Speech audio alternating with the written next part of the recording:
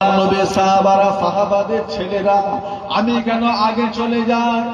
তার কারণ যখন ইমাম মুয়াজ্জিন সাহেব হাইয়া আলাস সালাহ হাইয়া আলাস সালাহ হাইয়া আলাল ফালাহ নামাজের জন্য এসো, নামাজ তোমাদের জন্য উত্তম, এই কথাটা যখন বলবে তখন তো সবাই মসজিদে যাবেই যাবে।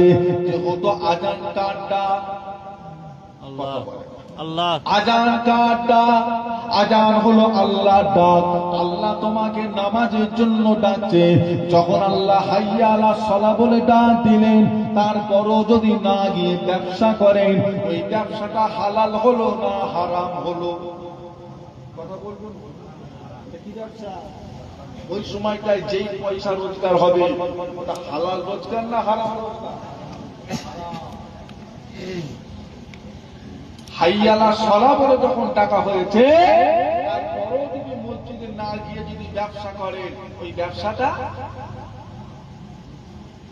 হাইয়া আলাস সালাহ বলে যখন ডাকলো, হাইয়া আলাল ফালাহ বলে যখন ডাকলো, তখন সবাই মসজিদে যাবেই যাবে, এতে কোনো সন্দেহ নেই।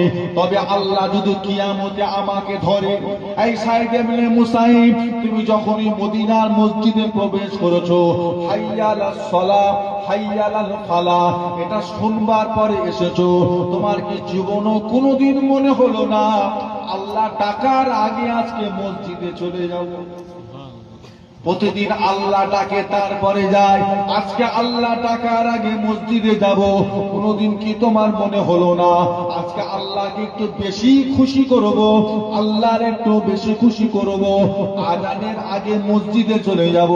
এটা কি তোমার জীবনও কোনদিন মনে হলো না?